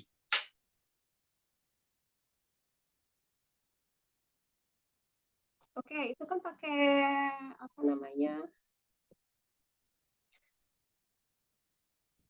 IQR ya, benar nggak? Kan ada yang menampilkan indeks IQR-nya di Jakarta. Kalau Ya Bu, kalian masukin Jakarta itu pasti udara tidak sehat mau di daerah manapun, ya Bu. ya pasti tidak sehat. Jakarta aja urutan kedua setelah Kongo, ya indeks kualitas udaranya tidak sehat ya. Padahal kalau daerah Condet di coffee shop kayak gini ya kan menjual apa yang dijual dari coffee shop ini ya tempatnya enak buat nongkrong-nongkrong, apalagi buat berlama-lama, wifi-nya kencang, ditambah lagi misalnya kalau ada live musik, ya makanannya juga murah meriah, ya makanya coffee shop ini banyak sekali menjamur tiap jarak berapa meter aja banyak ya dengan berbagai macam nama dengan membawa brand masing-masing gitu. Oke, ya saya cukupkan untuk sesi tanya jawab karena ada review dari saya untuk kelompok ini. Kenapa ngambilnya di coffee shop, di Goen Shop ini? Goen Coffee. Kenapa? Kan ini kan judulnya tempat-tempat umum ya. Kesling tempat-tempat umum. Kenapa ngambilnya di coffee shop? Karena kan kalau secara kita lihat yang berkunjung ke sana kan nggak semua orang. Ya, berbeda dengan tempat rekreasi kayak misalnya Ancol atau Taman Mini atau wahana rekreasi apa ya, jadi nggak pandang umur. Kalau di coffee shop itu kan palingan yang Gen Z, Gen milenial ya, atau orang sepulang kerja mampir ke situ ya, atau misalnya anak SD udah minum kopi kan jarang ya, mungkin dibawa orang tuanya. Jadi kan hanya untuk yang ini aja, yang suka sama coffee, atau enggak sekedar nongkrong-nongkrong. Nah, pertanyaan saya kenapa ngambil di sini? Untuk canceling tempat-tempat umum.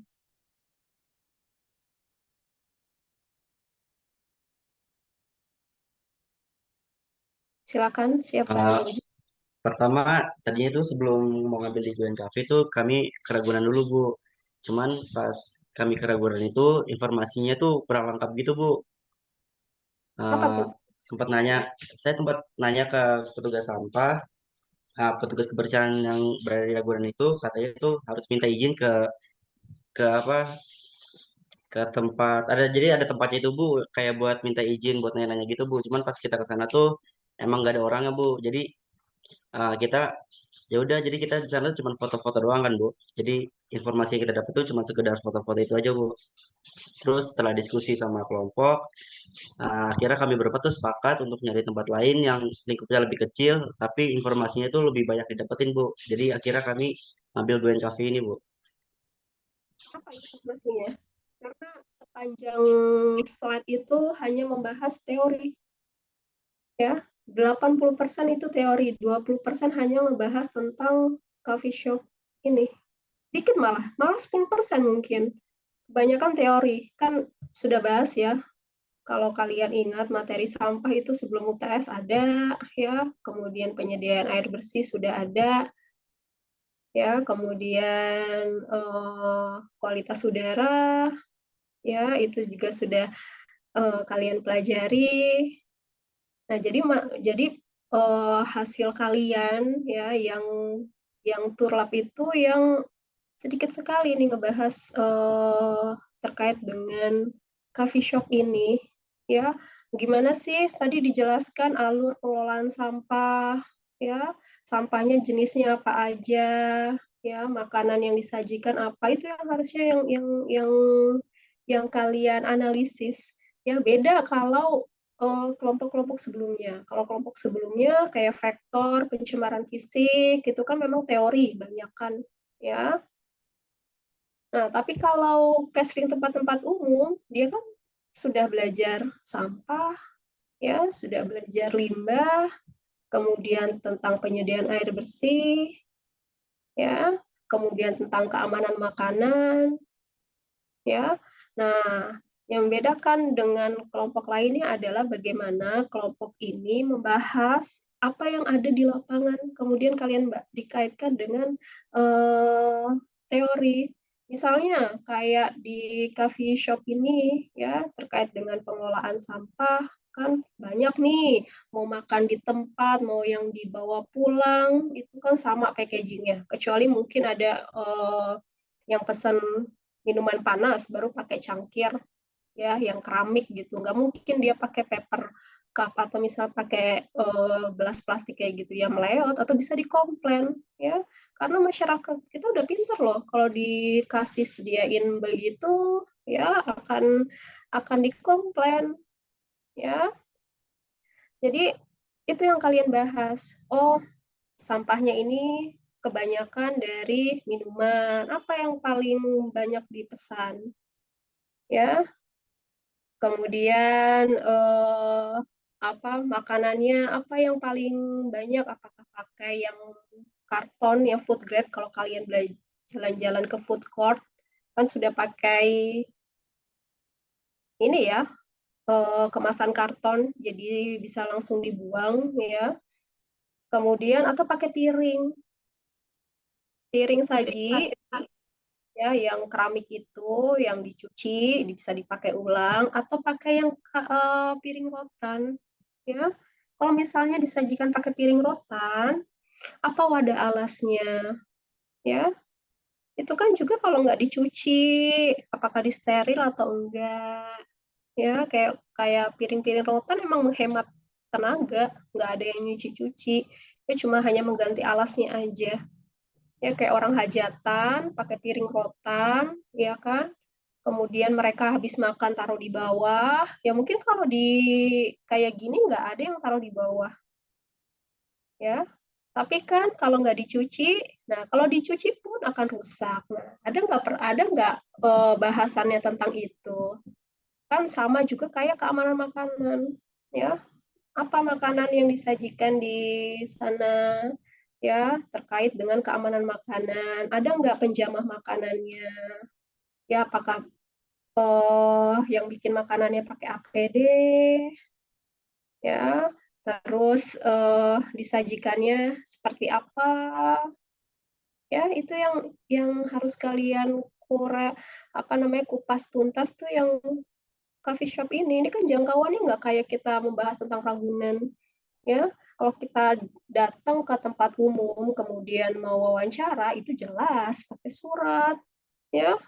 Kalau nggak pakai surat, kalian nggak bikin surat di prodi ya, nggak akan diiniin, nggak akan diladenin. Siapa kamu nanya-nanya tapi nggak izin gitu ya, atau izin tapi nggak bawa apa-apa, kan harus memperkenalkan diri dulu gitu ya. Jadi sayang nggak dikumpas tuntas di coffee shop ini ya, mulai dari pengelolaan sampahnya seperti apa, kira-kira sumber air bersihnya dari mana ya. Tahu itu kan hasil dari tanya-tanya. Tanya itu bukan kayak orang mau skripsi nanyanya harus formal, enggak. Ya ngobrol-ngobrol aja. Ya, atau kalian melakukan observasi. Kan ini kan luasnya nggak terlalu berhektar-hektar kayak kita mau mengobservasi taman mini ya kan, dari Anjungan 1 ke Anjungan 2, belum lagi ke wahana macam-macam ya, mungkin butuh waktu seharian. Kalau ini mungkin berapa jam aja udah kelar, ya kan? Dilihat sumber air bersihnya, ya namanya di kafe pasti kan tempatnya bagus, ya enggak? Dibandingkan apa namanya tempat-tempat umum lainnya, kayak di mall pengunjungnya banyak saja, itu toilet kotor. Benar nggak? Pengunjungnya banyak nih, atau misalnya ada acara apa, atau misalnya kayak di TSM, ya ada promo 100.000 untuk 2 orang masuk wahana, semua wahana. Ya itu kan yang ujung pasti banyak tuh. Ya, sedangkan toiletnya yang disediakan hanya sedikit, ya pasti kotor. Ya. Bagus tidaknya kebersihan toilet dilihat dari pengunjungnya banyak atau enggak. Kemudian kebersihannya dijaga atau enggak. Ada yang pengunjungnya banyak, tiap itu dibersihkan ya nggak akan kotor banget. Ya, tapi kalau saya pernah kunjungin coffee shop ini jarang ada yang kotor ya. Selalu bersih. Ya, asri, bersih, kan macam-macam tuh. Area-area kopi. Bahkan ada yang nggak hanya menyediakan kopi saja, ya cemilan-cemilan, ya mengusung makanan-makanan khas Jawa, ya kayak kopi nako, apalagi tuh kopi klotok, ya kopi yang terkenal sampai 100 tahun tuh yang di Belitung, ya penyajiannya pakai arang, ya atau di daerah rumah saya tuh banyak sekali area-area tempat nongkrong, ya. Jadi terkait dengan kualitas udara, ya kira-kira gimana nih? Kalau misalnya kalian masih pakai yang EQR, itu ketika di Jakarta itu pasti tidak sehat semua, ya pasti nggak sehat semua, ya. Makanya kalau ada penghijauan, ya, kemudian tempat nongkrongnya asik, adem, banyak tanaman, ya kira-kira udaranya sehat atau bersih? Kalau misalnya nih suatu tempat dibilang ini tidak sehat ya pasti nggak ada yang mau ngunjungin. Ya orang kan tertarik itu karena tempatnya enak. Ya mau minuman atau makanannya harganya mahal atau yang dijual itu standar. Ya kalau yang suka kopi kan kopi yang asli kan pahit ya dibandingkan kopi-kopi yang kadar gulanya sudah tinggi. Ya yang manis-manis itu atau misalnya banyak sekali campuran ya atau misalnya di Goen Cafe itu mempromosikan bawa tumbler dapat diskon apa ya kayak brand-brand yang diboikot itu ya kan jualan tumbler kemudian atau misalnya bawa tumbler sendiri dapat diskon ya atau dapat minuman gratis ya itu kan sebagai upaya mengkampanyekan supaya mengurangi limbah sampah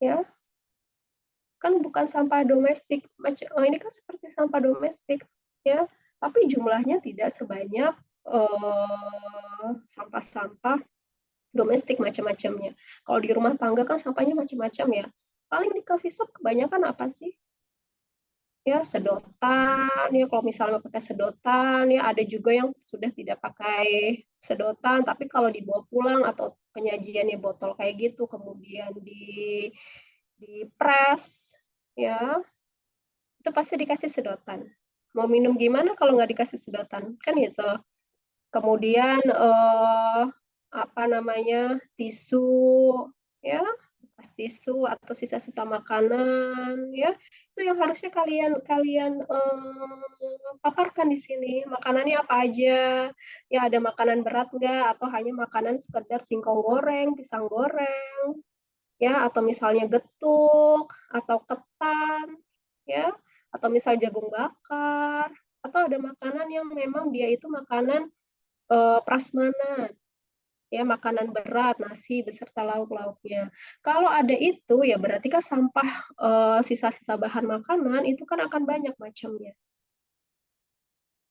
ya ada nggak sampai situ kan harusnya kalian menjelaskan yang di keamanan makanan Ya, kemudian yang udara terkait dengan kondisi sekitar. Kalian kan kunjungan, foto-foto yang banyak di sana.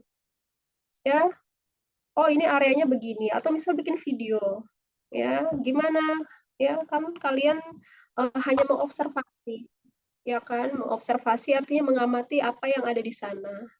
Ya, pun sama juga wawancara. Wawancara itu kan nggak kayak bikin kuesioner, nyebarin, atau enggak misalnya wawancara mendalam, bikin draft pertanyaan, kemudian ditanyakan ke narasumber, kan enggak. Ya, kalau ada orang, kalian nanya ke barista, atau misalnya pramusaji, ya SKSD aja, sok kenal sok deket aja, ya. Nanya nggak usah satu orang, ya. Nanya misalnya ke beberapa orang. Jadi dengan seperti itu, pertanyaannya dan jawabannya akan random, akan banyak kalian menggali. Itu. Syukur-syukur kalau misalnya ketemu ownernya, kalian memperkenalkan diri, ya saya dari ini. Nah mungkin lebih apa namanya informasi yang didapatkan itu akan lebih banyak, ya akan lebih banyak informasi yang didapatkan. Ya, kalau hanya seputar baristanya, misalnya ditanya-tanya dia lagi gituin kopi, lagi peracik kopi, ya ambiar. Ya, bayangkan kalau orang lagi kerja, ya kerja kemudian nanya-nanya, nah itu akan buyar konsentrasinya ya. Kecuali kalau lagi senggang. Kalau misalnya orang lagi penyajian, ininya banyak, ya banyak pengunjung ya yang nggak akan bisa. Sama halnya ketika kita mau wawancara ke perawat. Ya, ini perawat nih. Kalau ada yang masuk K3 atau yang promkes, ini di rumah sakit, narasumbernya atau respondennya itu perawat, nggak akan bisa wawancara pada saat jam kerja. Gimana wawancaranya? Apakah pada saat mereka istirahat? Ya istirahat mereka isoma. Ya, kalau pertanyaannya banyak, isi kuesioner sampai berlembar-lembar, ya akan kesulitan kalian, nggak akan dapat informasi. Sama halnya ketika nungguin mereka pulang kerja, aduh, rumah saya jauh nih, saya harus buru-buru. Aduh, misalnya ada kegiatan apa, ya akan susah juga. Ya, jadi ketika kita melakukan wawancara pun harus dilihat dulu kondisinya, apakah siap untuk ditanya-tanya atau enggak. Ya, jadi gitu. Saya kalau tidak di informasi terkait dengan kunjungan kalian, apa yang kalian perhatikan, ya mana coba gambar-gambarnya kan? Sedikit tentang pengelolaan limbahnya, kan itu kan bisa didaur ulang tuh semuanya, ya. Kalian sudah ada teorinya tuh, udah lengkap teorinya. Nah sekarang gimana prakteknya pada saat di Gwen Shop ini, Gwen apa Coffee ini? Ya, kira-kira apakah sudah memenuhi standar keamanan makanan? Itu yang pertama. Yang kedua, gimana pengelolaan limbahnya? Ya, kemudian penyediaan jambannya gimana? Ya, saya rasa kalau jamban di tempat-tempat kayak gini, ya itu sudah bagus-bagus. Kecuali kalau kalian ngambil tempat-tempat umumnya di terminal. Bu, lihat tuh jambannya, saya aja nggak berani masuk, jarak berapa meter dari luar aja udah kecium baunya. Ya, terus kalian bisa juga, itu ada penjaganya, ya, mintain duit, pipis 2.000, ya, kemudian buang hajat 5.000, mandi 10.000, ya kalau tidak dibersihkan, ya, mereka nongkrong doang di situ, tapi tidak dibersihkan, air kotor, apalagi airnya tidak mengalir. Ya, itu yang dikumpas tuntas tuh itu dan dikompar dengan teori. Ya. Jadi kan saya tekankan ya waktu pembagian tugas untuk casting TTU ini mengobservasi sedetail mungkin tempat-tempat umum yang kalian akan kunjungin. Ya, kalian kupas tuntas, ada nggak permasalahan di sana, kemudian compare dengan teori yang sudah kalian pelajari. Karena sampah, penyediaan jamban, kualitas udara, air bersih kan itu semua udah kalian pelajari. Ya, teori-teorinya juga sudah banyak, ya. Tinggal bagaimana penerapannya di tempat-tempat umum. Ya, mungkin kalau keamanan makanan baru kemarin ya teman kalian yang mulai dari bahan mentah ya, bahan baku sampai dia siap saji. Gitu. Ya. Jadi kalau teori memang banyak. Jadi kebanyakan ini adalah teori. Ya, saya harus menyampaikan ini karena supaya kalian ini saya minta diperbaiki ya. Tolong teorinya dipangkas aja ya, yang disesuaikan dengan ini. Ya, misalnya contoh, misalnya sampah ya. Sampah yang ada di sini jenisnya apa? Oh, sampahnya ini, Bu. Sampah yang tadi ya, minuman ya, botol minuman. Atau misalnya ada nggak yang jual air mineral? Saya rasa kalau coffee shop itu ada yang jual air mineral. Ya kan? Botol-botol yang kayak gitu ya.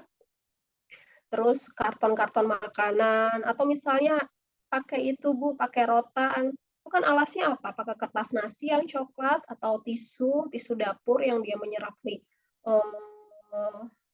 minyak dan lemak ya, itu kan sampah. Jenis sampah apa mereka? Kemudian pengelolaannya gimana? Apakah diambil sampahnya apa sama petugas sampah pasukan orange kalau lewat di sini kan daerah Condet ya? Atau ada petugas sampah pakai gerobak diangkut lalu dikemanakan? Apakah dikelola di bank sampah, di Condet ada bank sampah enggak? Ya, berarti kan itu yang kalian antara teori sama yang ada di sini itu relevan. Antara teori sama yang kalian kunjungi itu relevan. Misalnya ada bank sampah, oh apa nama bank sampahnya? Karena ini kan sama kayak food court pada umumnya. Ya, mereka itu kan nggak banyak sisa-sisa bahan makanan, ya, nggak beraneka ragam limbahnya, ya, yang dihasilkan atau sampah yang dihasilkan seperti sampah rumah tangga kan enggak. Di sini kan kebanyakan hanya yang sisa-sisa bekas pengunjung saja, ya. Atau misalnya dari kemasan-kemasan creamer, tuh kan. Atau misalnya wadah-wadah sabun buat pembersihan, paling kayak gitu doang sampah-sampahnya, ya. Terus sistem airnya gimana, ya. Ini ada penyiraman nggak, ya, pembersihannya gimana, ya. Kemudian kualitas udara diukur pada saat ini. Ya, kalau kalian ini kan bisa diunduh ya, iOS bisa, ya, Android bisa, ya, yang EQR ini kan bisa di-download di Play Store juga, ya. Nah, masukin daerahnya. Kalau Jakarta, masukin Jakarta ya semuanya berbahaya, tidak sehat. Ya, semuanya tidak sehat, warnanya merah semua. Ya, yang relevan ketika kalian datang, kalian nyalain ini ke coffee shop ini. Benar nggak indeksnya? Karena kan tujuan ini kan tempat nongkrong-nongkrong, adem, nyaman. Ya kalau misalnya udaranya tidak sehat kan orang nggak akan berkunjung lagi. Ya, misalnya di Pampang tuh, kayak kelompok ini apa ya? Maksudnya kelas ini apa ya? Kemana itu? Yang udaranya tidak sehat di laman websitenya, ya? Ya mungkin ada. Nah itu kalian analisis tuh. Kalau misalnya di suatu media sosial terkait dengan wahana rekreasi, itu kan pemasukannya dari kunjungan ya, kunjungan orang. Kalau nggak ada kunjungannya minim, ya kembali lagi ke era COVID. Pendapatannya pun akan rendah, lama-lama bangkrut, tutup. Yang coffee shop ini kan dia harus punya sesuatu yang menjual. Apa yang membedakan coffee shop saya dengan yang lainnya? Karena selain dari segi harga atau fasilitas yang disediakan, ya, dari segi kebersihan juga, ya, atau makanan minumannya enak-enak, ya, jadi kan harus berinovasi supaya tidak kalah saing atau bangkrut, ya, dibandingkan coffee shop yang lain. Saya pernah dengar waktu di sebuah mall ada cleaning service, ya, cleaning service bilang, ini ada minuman ya, ini yang udah terkenal. Itu orang bela-belain ya ngantrian minuman yang harganya itu hampir kemasan yang reguler 30-an ribu. Ya, kalau orang yang gajinya standar ya atau di bawah UMR atau UMR lah, mereka mungkin akan mikir-mikir daripada beli itu mendingan buat beli nasi makan kenyang. Ya, jadi targetnya itu kan bukan semua orang. Ya, targetnya itu adalah menengah ke atas. Coba bayangkan kalau kalian tiap hari nih mahasiswa nongkrong di sini, ya minimal banget, anggaplah ngopi-ngopi cantik ya. Kopinya 30.000, belum kena pajak, belum sama makanannya. Ya, makanan berat segala macam atau hanya cemilan, ya kurang lebih hampir ya, bukan 100.000, hampir 100.000. Ya, belum lagi ngerjain tugas, nongkrong sana sini, ya keluar segitu. Ya, jadi jarang ada coffee shop ini yang harganya merakyat, yang kayak orang jualan bubble di pinggir-pinggir jalan yang harganya di bawah 10.000. Ya, pasti rata-rata harga minumannya itu ya 20.000-an ke atas. Belum sama pajak ya, belum sama embel-embel makanan. Ya, jadi hanya kalangan yang punya uang saja, yang memang targetnya ini bukan untuk semua, dijangkau untuk semua kalangan. Ya. Oke, sampai sini paham presentan? Ya, ini saya kasih waktu 1 minggu perbaikan. Ya, cek di e-learningnya. Kalau sudah selesai, tidak perlu nunggu 1 minggu, langsung di-upload lagi. Ya, tulis filenya revisi. Ya. Oke, ada pertanyaan lagi sebelum waktu saya udah habis ya. Sebelum saya akhiri. Ada pertanyaan? Ini kelompok terakhir tentang apa? Kelompok 5 ya. Tentang vektor, Ibu. Tentang vektor. Nah, ya. Vektor sama Kesling TTU. Vektor kebanyakan teori, ya. Jadi kalau kalian di rumah kalian misalnya ada kecoa, banyak tikus, ya fotoin aja nggak apa-apa. Yang nggak usah malu-malu, itu buat kita belajar, ya.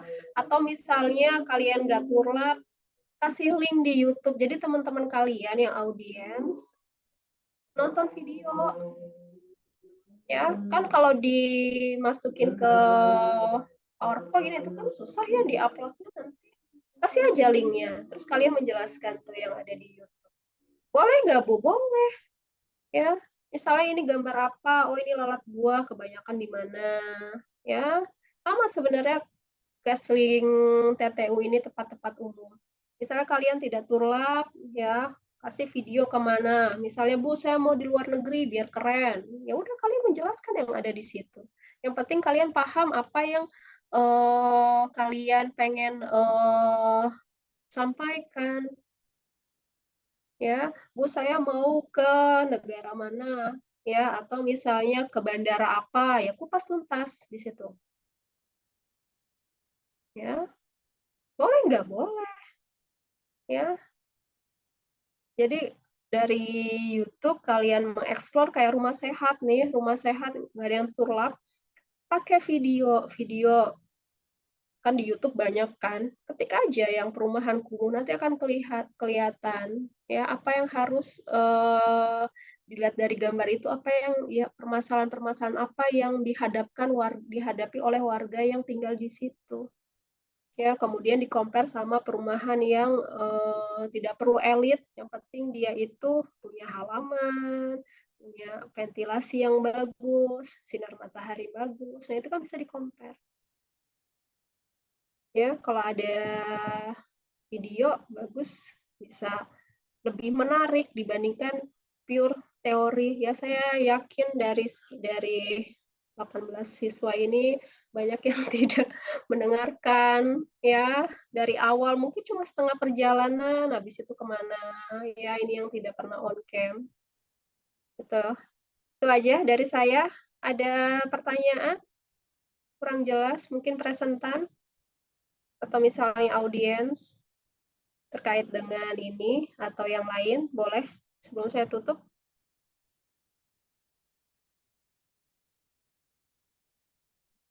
Untuk UASnya nanti bagaimana ya, Bu? Kenapa? Materi, jumlah soal, Bu. Sofi, kata Pak Ustadz. Apaan? Nggak jelas?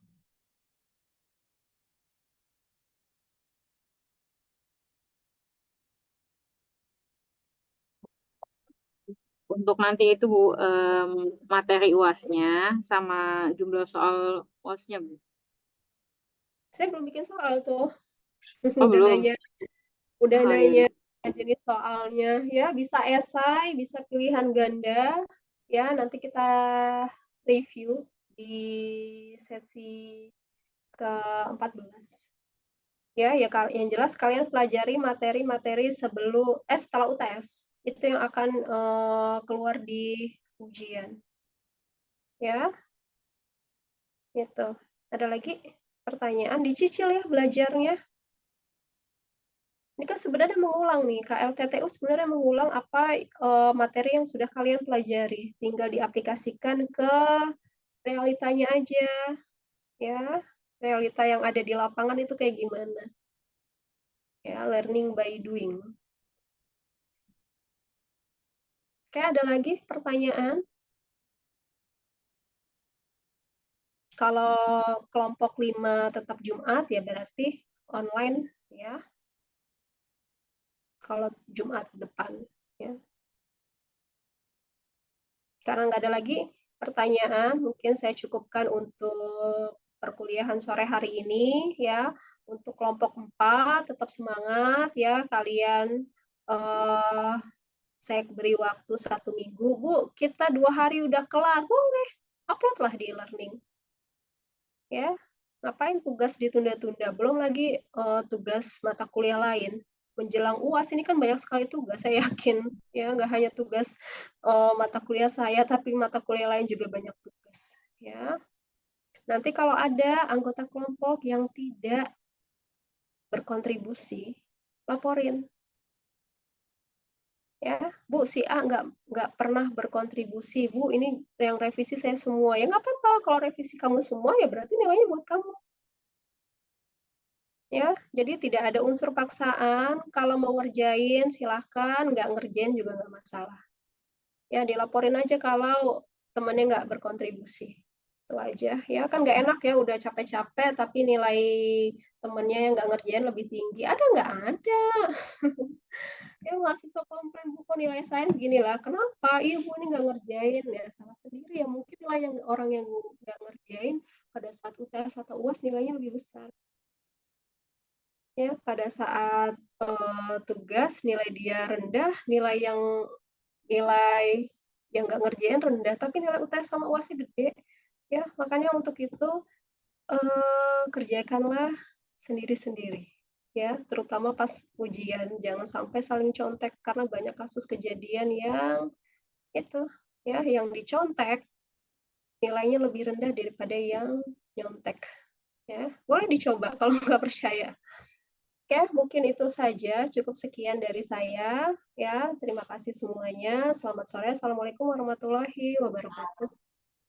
Waalaikumsalam. Salam. Terima kasih, Bu. Terima kasih, Bu.